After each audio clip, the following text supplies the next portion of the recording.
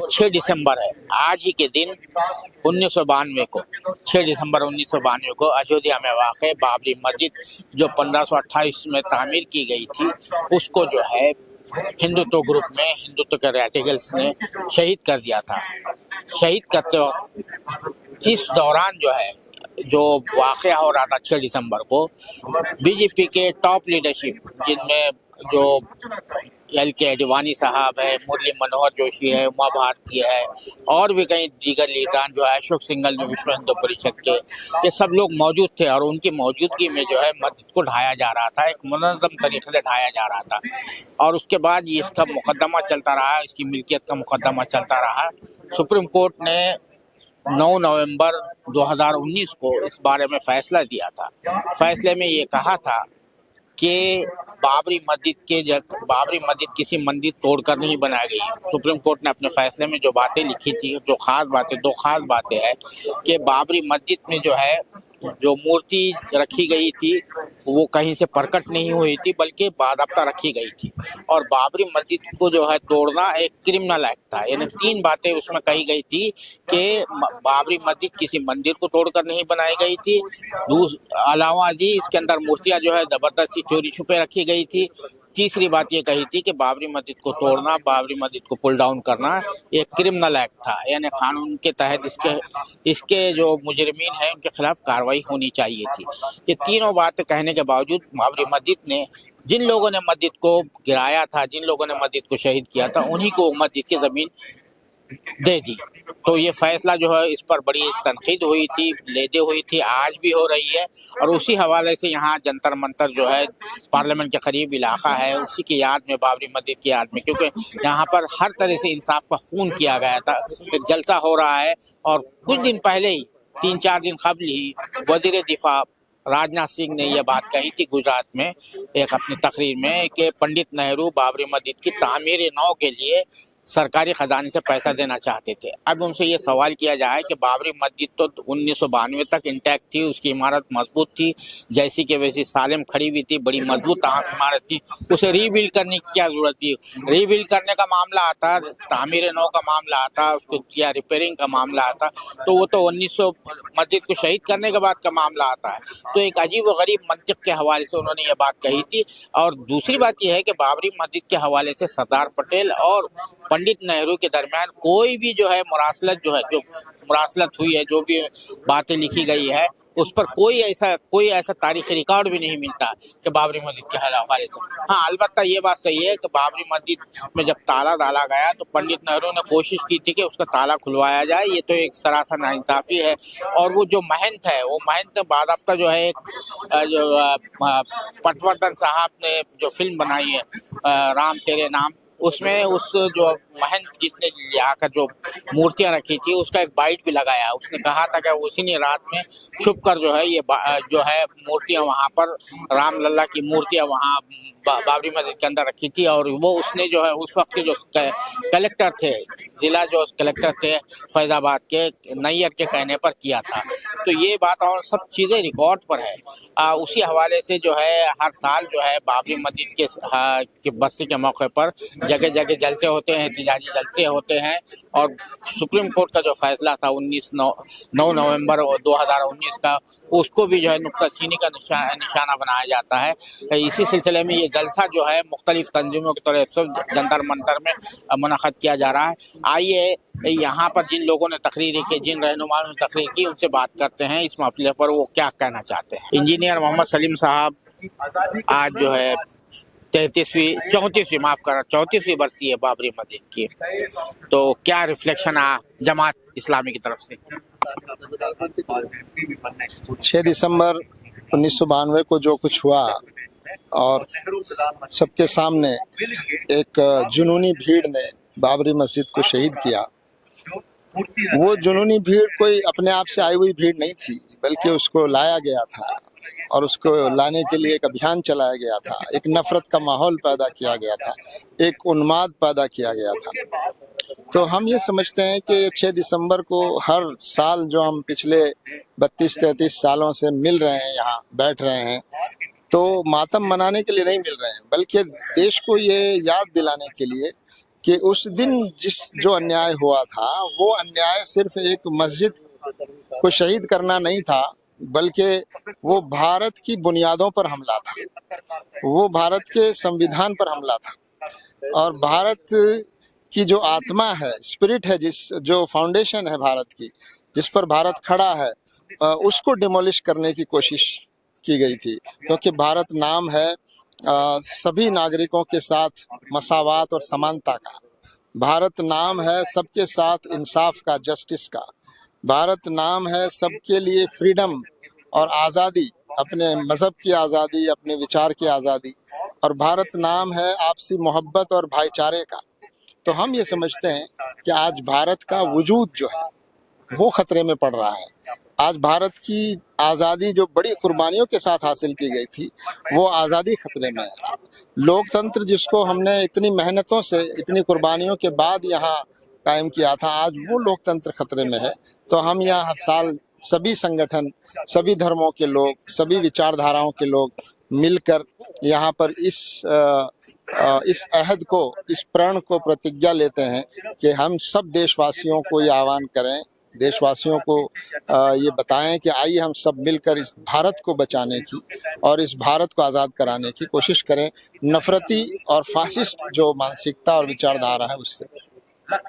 आखिरी सवाल मेरा ये है कि 3 दिन पहले ही हमारे जो वजीर दिफा है उन्होंने जो बयान दिया उसको किस तरह से देखेंगे आप, जबकि बाबरी मस्जिद जो है 92 तक जो है मुसल्लम थी, उसकी इमारत मजबूत थी। देखिए, आज जिस तरह की नफरत की राजनीति की जा रही है और एक बड़े अपराध को जस्टिफाई करने की कोशिश हो रही है, बल्कि जो लोग इस अपराध में शामिल थे उनको सम्मानित किया गया, उनको अवार्ड मिले, उनको राजनीतिक फायदे पहुंचे, बड़े बड़े पदों पर वो लोग पहुंचे, और हम ये समझते हैं कि जो पार्टी उस वक्त केंद्र में थी वो भी पूरी तरह जिम्मेदार है और वो भी दोषी है। और मैं समझता हूँ कि चाहे हमारे देश की अदालतों ने उनको सज़ा नहीं दी, लेकिन आज वो पार्टी अपनी हालत देख सकती है कि बाबरी मस्जिद के बाद से उस पार्टी का देश के कई राज्यों में इतना बुरा हाल हुआ कि आज तक वो वहाँ पनप नहीं पाई और अभी भी वो पार्टी अपने एग्जिस्टेंस की लड़ाई लड़ती है। तो हम उनसे भी कहना चाहते हैं कि वो अपनी जो माजी की जो गलतियां हैं उनकी इस्लाह करें, उनको सुधारें, और मौजूदा जो सरकार है उनसे भी हम ये कहना चाहते हैं कि जिसने भी नाइंसाफ़ी की है, जिसने भी देश में, समाज में बंटवारा पैदा करने की कोशिश की है, चाहे वो हिटलर रहा हो, मुसोलिनी रहा हो, फिरौन रहा हो, रावण रहा हो या कंस रहा हो, उन सब का अंजाम जो है वो अच्छा नहीं हुआ है। इसलिए हम सरकार को भी कहना चाहते हैं कि नाइंसाफ़ी, अन्याय जो है वो ज़्यादा दिन तक चलने वाला नहीं है। अन्याय जो है वो देश को मजबूत नहीं कर सकता।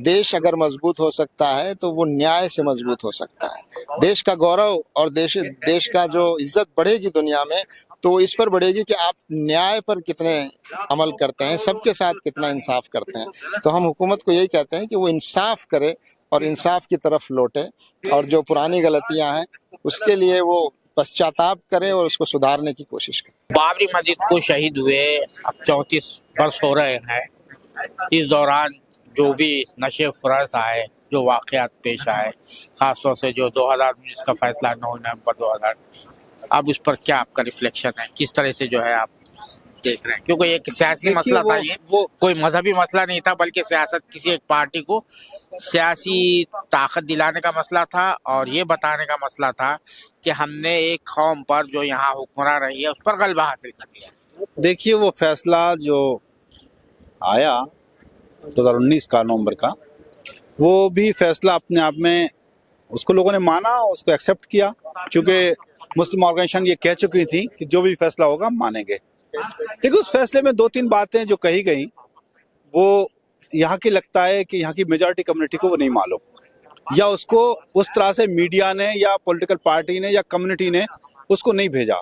उसमें एक बात ये कही थी कि मस्जिद के नीचे किसी भी मंदिर होने के या किसी और रिलीजियस स्ट्रक्चर के कोई सबूत नहीं मिले। उसमें ये बात भी कही गई थी जो बहुत अहम बात है वो ये कि जिन लोगों ने भी इसको तोड़ा वो एक मुजरिमाना फेल था, ये बात एक्ट। दूसरी बात उसके अंदर ये बात भी कही गई कि आइंदा कोई और मस्जिद के साथ या कोई और इबादतगाह के साथ ऐसा नहीं होगा। और प्लेसेस ऑफ वर्शिप एक्ट, तो इबादत गाह के तहफ़्फ़ुज़ के कानून 1991 का हवाला भी इसमें दिया गया। लेकिन हम देख रहे हैं कि उसके बाद कोई उस फैसले के बाद वो नहीं हुआ। अगर ये अदालत का फैसला था तो कोई पॉलिटिकल पार्टी कैसे ये बात क्रेडिट लेती है कि उसका वादा पूरा हो गया, उसने जो वादा किया था। इसका मतलब ये तो कि ये तो पॉलिटिकल फैसला हुआ, नंबर एक बात। दूसरी बात, अगर मुल्क सेकुलर है और हुकूमत का कोई मजहब नहीं है, वो तमाम मज़ाहिब का एहतराम करेगी, तो हम देख रहे हैं कि बाबरी मस्जिद के मकाम पर जो मंदिर बनाया गया है, उस मंदिर के इफ्तिताह से लेकर अभी हालिया दिनों में उसमें झंडा फहराने तक, वो ऐसा लग रहा है कि सरकार का इवेंट है, सरकार का फंक्शन है, सरकार का पूरा इन्वॉल्वमेंट है। जो काम उस मजहब के लोगों के करने का था वो काम भी सरकार कर रही है, और उसका हर इवेंट को एक पॉलिटिकल इवेंट बनाया जा रहा है। तो ये एक अफसोसनाक बात है। गोया कि हम इसको दूसरे अल्फाज में या खुले अल्फाज में ये कह सकते हैं कि हमारे जख्मों पर नमक छिड़कने का काम इस तरह से बराबर किया जा रहा है। शौर्य दिवस मनाया जा रहा है, गोया कि आप ये कह रहे हैं कि आपने इस फैसले को तस्लीम करके गलत किया, और जो इसको तस्लीम कर लिया हम तो तस्लीम नहीं कर रहे। मतलब ये कि या फिर देखो, तुमने उस वक्त तो हमने थपकी देकर आपको सुला दिया था, अब पहले कह रहे थे कि नहीं इसके बाद कोई मामला खराब नहीं होगा, अब आप शौर्य दिवस मनाकर गोया के हमें चढ़ा रहे हैं, हमें ठेंगा दिखा रहे हैं, हमें जबान चढ़ा रहे हैं। यही समझा जाएगा ना। वरना ये कि जब एक्सेप्ट कर लिया लोगों ने तो आप शांति से बैठिए।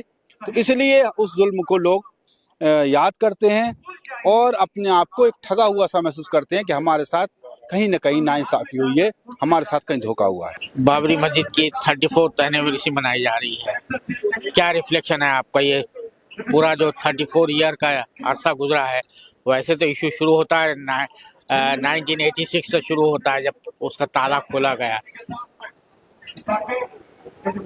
जो ये हुआ है कि इसको देश में जो चल रहा है उसके साथ ही जोड़ना चाहिए। और इसके पीछे जो बाबरी मस्जिद का विध्वंस के पीछे ये साफ नजर आता है कि पूरा जो राज्य मशीनरी, हिंदुस्तान की राज्य और इनके दो मुख्य पार्टियां जो कांग्रेस और बीजेपी का हाथ है, और हिंदुस्तान के शासक वर्ग का हाथ है, यानी कि हिंदुस्तान रूलिंग क्लास का हाथ है। उसके बगैर ये चल ही नहीं सकता। आज 34वीं बरसी है बाबरी मस्जिद की, तो क्या आपका मैसेज क्या है कि पूरे जो वाकयात जिस तरह से पेश आए हैं उसके बाद भी आ रहे हैं, अभी भी जो है तो वो लोग भूले नहीं है। वजीर दिफा जो है, डिफेंस मिनिस्टर साहब कहते हैं कि बाबरी मस्जिद की तामीर नौ के लिए, जबकि मस्जिद जो है जैसी की वैसे सालिम खड़ी थी 92 तक, उसकी इमारत इंतहाई मजबूत थी, उसको रीबिल्ड करने के लिए नेहरू जी पैसा देना चाह रहे थे। एक नया शुगुफा छोड़ा उन्होंने। अब कि ये इस तरह के जो बयान फिर भी क्यों दिए जा रहे हैं? दो चीज़ें हैं। जो बयान दिया गया है वो कोरा बयान है। जो लोग ये बयान दे रहे हैं और जिस पार्टी को बिलोंग करते हैं, सबसे पहली मुजरिम या सबसे पहला जो इसका कातिल है वो पहला कातिल है जो कांग्रेस है। हाँ, जो पहले आरएसएस का अभी भी है, लेकिन उस वक्त में जो सबसे बड़ा पॉलिटिकल टूल था वो बाद में जनसंघ से बीजेपी होने में, फिर उनको मैच्योर होने तक बाद में उन्होंने 90 के अंदर जो है ना अलमबरदारी पकड़ाई है। और जो उस दिन का हमला है जो हम याद बार बार दिलाना चाहते हैं, जो 33 साल होने के बावजूद भी आज 34वीं बरसी हम मना रहे हैं, वो ये याद दिलाने के लिए, नंबर एक, उस दिन जो हमला था वो बाबरी मस्जिद पर सिर्फ हमला नहीं था, देश के संविधान पर हमला था, देश के लोकतंत्र पर हमला था, देश की जो धर्मनिरपेक्षता है, जो यहाँ का समाजवाद है, जो यहाँ की एकता है, उन सब पर तमाम पर हमला था। जो हमारी पहचान है, जो हमारे बुजुर्गों ने जो आइडिया ऑफ इंडिया रखकर देश को आज़ाद कराया था, जो शहीद हुए हैं इस देश को आज़ाद कराने में, जो जेलों में गए हैं, उन पर हमला था। ये समझना पड़ेगा हमारे देश के लोगों को। क्यों? क्योंकि आप ये देखिए, जो भी हमारे देशवासी हैं, ये समझना चाहिए आप लोगों को कि क्या वो बाबरी मस्जिद के बाद सिलसिला बंद हो गया? क्या हिंदू मुस्लिम बंद हो गया? उसके बाद और भी खतरनाक तरीके से लिंचिंग हो रही है, लोगों के घर उजाड़े जा रहे हैं। आप सोचिए कि अगर मान लीजिए, पहली बात तो वो आरोपी नहीं है, हम कहते हैं कि कोई आरोपी है, मोहम्मद शफी आरोपी है, तो क्या करेंगे? मोहम्मद शफी की बीवी को घर से बाहर निकाल देंगे, उनके जो बुजुर्ग हैं, माँ बाप हैं, उनको बाहर निकाल देंगे, उनके बच्चों को बाहर निकाल देंगे। तो ये जो एकदम क्या बोलते हैं, निर्जीव जो सरकार है या जो इनके लोग हैं, ये देश को बांटकर यहाँ के संविधान को शायद बदल दिया है मेरी नजर में, और नहीं तो बदलना चाहते हैं जिस तरीके से, क्योंकि संविधान तो एग्जीक्यूट ही नहीं हो रहा है, फैसले आस्था पे आने लगे हैं। और जिसकी आप मजबूत नींव की बात कर रहे हो कि जिसने कहा है उसकी नींव मस्जिद की मजबूत थी, नीचे तो कोई मंदिर भी नहीं है, ये तो कोर्ट ही कह रही है। उसके बाद जो आर्किटेक्चर, जो राम मंदिर बनाने के नाम पर जो पूरे इंजीनियर्स बुलाए गए हैं, नीचे रेत ही रेत निकल रही है, पानी पानी निकल रहा है। तो उसको उन्होंने बिल्ड करने के लिए भी जनरल कंक्रीट से वो नहीं बनाया है, हार्ड रॉक सिस्टम से उसको न्यू टेक्नोलॉजी से बनाया है। नेहरू के जमाने में, नेहरू 1964 में नेहरू का इंतकाल होता है, ठीक है ना। तो मस्जिद तो अपनी सही सालम हालत में थी, तो अब इसके रीबिल्ड करने का सवाल कहाँ से पैदा होता है? ये सवाल जो है, ये जो शगुफा छोड़ा गया है, इस पर क्या कहेंगे आप? और दूसरी बात ये है कि देखिए, ये जो इसके पीछे नफ्सियात काम करती है उनकी, शौर्य दिवस, आप राजस्थान से बिलोंग करते हैं, राजस्थान में जो है वहाँ के मिनिस्टर, हाँ, शौर्य दिवस मनाने, यौम फतेह, यानी हमने मस्जिद को तोड़कर उसमें मंदिर बनाकर मुसलमानों पे गलबा हासिल किया। ये जो नफ्सियात काम करती है, इसको किस तरह से काट करेंगे आपके? भाई किसी की जो है इबादत गाह को आप तोड़ते हैं, उसके ऊपर अपनी इबादत गाह तामीर करते हैं, और फिर उसको कहते हैं कि हमने फतह हासिल कर ली एक फिरके पर, एक मखसूस फिरके। ये जो नफ्सियात है, वही पब्लिक को अवेयर करना है। वोट दे रही है ना इस बात पे, वो क्यों नहीं करेंगे? वोट नहीं दे रही है। वोट तो यहाँ पे फर्स्ट पास पोस्ट सिस्टम है, जुआ सिस्टम है। 30% पे जो है तो इलेक्ट होता है, 70% उनके खिलाफ वोट जाते हैं। मैं जो ये कह रहा हूँ, ये रिवोल्यूशन कोई ला सकता है, पब्लिक ला सकती है। अब 30%, 39%, जहाँ जहाँ भी अलग अलग तरीके से वोट स्ट्रेटेजी हो रही है, तो उसमें दो तरीके से, नंबर एक, अपोजिशन सबसे बड़ी गुनाहगार है, जो ये सारे गुनाह होते देख रही है। देखिए, कोई भी पॉलिटिकल पार्टी सत्ता में होगी तभी काम नहीं करती है। सियासत किसको कहते हैं? एक ब्रिज होता है जो पब्लिक के मुद्दों को, अगर सरकार है या प्रशासन है वो नहीं दे रहा है, तो उनसे छीनकर उनको पहुंचाने का काम करती है, उनके लिए लड़ाई लड़ती है। आज तक जो बाबरी मस्जिद शहीद हुई, क्या पूरे देश के अंदर महात्मा गांधी जैसा, जो अभी अपने आप को बचाने के लिए जो भारत जोड़ो यात्रा निकाली, क्या उस वक्त में निकाली गई? उससे बड़ा हमला क्या होगा? तुम्हारी सत्ता जा रही है तब तुम्हें भारत जोड़ो याद आ रहा है। तुमने तो दांडी यात्राएं तो पहले से देखी हुई हैं, अंग्रेजों के खिलाफ देखी हुई हैं।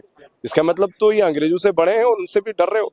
और जिन्होंने लड़ाई लड़ी है, जिनकी आप नस्ल कहलाते हो, आप उनके मुकाबले कहीं भी खड़े नजर नहीं आते हो। तो ये जो मुद्दा है, सिर्फ ये नहीं है कि जो है मतलब दिग्विजय सिंह जी ने आज आए और ये बता दिया कि वो रिबिल्ड करते, वो बयान भी उन्होंने बोल दिया। अगर ऐसा बोला होगा, राजनाथ सिंह बीजेपी के जो प्रेसिडेंट भी रहे हैं, फॉर्मर प्रेसिडेंट है, कैबिनेट मिनिस्टर है, अब इस वक्त डिफेंस मिनिस्टर है, उन्होंने कहा कि पंडित नेहरू बाबरी मस्जिद की तामीर नौ के लिए, रिकंस्ट्रक्शन के लिए, रीबिल्ड के लिए पैसा देना चाह रहे थे, सरकारी पैसा देना चाह रहे थे, लेकिन उसकी मुखालिफत सरदार पटेल ने की थी। तो ये एक नया शोशा जो है पहली मर्तबा आया है इस पर जो है। तो ये जो इस किस्म के जो है शगुफे छोड़ते हैं और कोई ये पूछने को तैयार नहीं है, वो ठीक है, कोई रिकॉर्ड नहीं है, कुछ नहीं है कि भाई ये रिकॉर्ड में बात नहीं है, लेकिन ये कोई कहने को तैयार नहीं है, हमारा जो अल्टरनेट मीडिया है वहां पर भी, कि भाई बाबरी मस्जिद की तामीर नौ की जरूरत ही क्या थी नेहरू के जमाने में।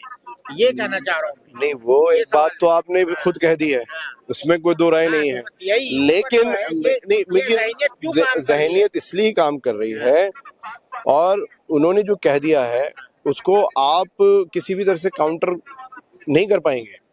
क्यों नहीं कर पाएंगे? क्योंकि जब चीफ जस्टिस के ही ख्वाब में आ जाते हैं, ख्वाब में आके कहते हैं रामलला, तो राजनाथ सिंह जी को अगर ख्वाब में आके भी बता दिया हो, उन्हें एविडेंस की क्या जरूरत है कि जवाहरलाल ने फना किया। और वो जो चाहते थे, जो सरदार पटेल हैं, क्योंकि उनको उन्होंने बैन किया हुआ है, उनकी मदर ऑर्गेनाइजेशन को, तो वो उसी पैटर्न पर बात करते हैं कि भाई जो है सरदार पटेल तो उनके नहीं, हमारे। वो सेक्युलर नहीं थे, वो कम्युनल थे। ये मतलब क्या हुआ कहने का? सरदार पटेल को कम्युनल बताना चाहते हैं, और कम्युनल एजेंडा उनको सूट करता है। सरदार पटेल ने तो बैन किया था, वो बताओ ना क्यों बैन किया है आपको। वो अलग बात है कि बात की जो परेड में भी उनको शामिल कर लिया, इतने बड़े बड़े ज्ञानी और जिनको हम लोग आयरन लेडी बोल देते हैं, तो दुख छोटा नहीं है ये, और वो देश का दुख है ये, जिसको लोग सोच रहे हैं मुसलमानों का है। क्योंकि अभी गरीबी आ रही तो सिर्फ मुसलमानों को अकेले नहीं आ रही है, महंगाई आ रही तो सिर्फ मुसलमानों पे अकेले नहीं आ रही है, सब तमाम भारतीयों को सोचना पड़ेगा। बेरोजगारी, हम तो माइनॉरिटी में, जितनी चीजें ये लोग गवर्नमेंट जो थोप रही है, जो बेरोजगारी थोप रही है, जो किसानों की समस्याएं थोप रही है, जब माइनॉरिटी को तो कम होगा ना प्रॉब्लम। ये समझने की चीज है। हमारा फोकस वही है कि ये जहाँ पे ये लोग अगर कम लोगों को परमिशन दे रहे हैं इसलिए कम आ रहे हैं, लेकिन देश की पूरी सड़कें, गालिबन राम मनोहर लोहिया जी ने कहा था कि जब सड़क सुनसान हो जाएगी तो संसद आवारा हो जाएगी। तो ये आवारा संसद को अगर रोकना है तो सड़कों को हमें जो वीरान है इन्हें आबाद करना पड़ेगा, ये जरूरत है, ये बताना चाहते हैं। एनिवर्सरी के मौके पर यहाँ जो जलसा हो रहा था, पुलिस ने उस पर भी तादाद कितने लोग होना चाहिए, 100 से ज्यादा नहीं होना चाहिए, उस पर भी पाबंदी लगा रखी थी। उसके बावजूद भी यहाँ पर काफी बड़ी तादाद में लोग पहुंचे और यहाँ बड़ी धुआंधार तकरीरें होते रही और हुकूमत, खासतौर से बीजेपी की हुकूमत और कांग्रेस पार्टी को भी निशाना बनाया गया है कि बाबरी मस्जिद के इंहदाम में, शहादत में कांग्रेस भी बराबर की जिम्मेदार है। और ये इस मुल्क में जो है इस वक्त जो सूरत हाल पैदा है वो जो है कम्युनल पॉलिटिक्स का नतीजा है। आवाम के जो इश्यूज है उसको जो है कशिपुश डाला जा रहा है और इस तरह के जो गैर इशू है जिनका कोई लेना देना नहीं है, जैसा कि राजनाथ सिंह ने जो बयान दिया था, इस तरह के इशू उछाल कर जो है लोगों की तवज्जो असल मसाइल से हटाने की कोशिश की जाती है।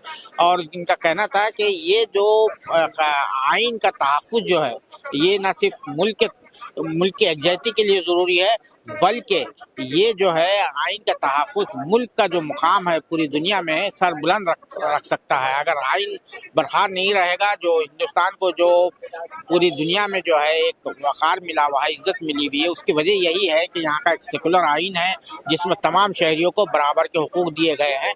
लेकिन जब से ये पार्टी, जो मौजूदा पार्टी है, हुक्मरान जमात है, आई है, यहाँ पर जो है जिस तरह से इम्तियाज़ की पॉलिसी को इख्तियार किया जा रहा है मुख्तलिफ मामलात में, और जिस तरह के जो है फैसले आ रहे हैं, अदालतों से फैसले आ रहे हैं, उससे जो है मुल्क के वक़ार को भी नुकसान पहुँचेगा और यहाँ की जमहूरियत को भी नुकसान पहुँचेगा। यही बातें जो है इन मुक़र्रिरीन ने इस बरसी के मौके पर कही, बाबरी मस्जिद की शहादत के बरसी के मौके पर कही। कैमरामैन जीशान राही के साथ मैं अब्दुल बारी मसूद, नई दिल्ली।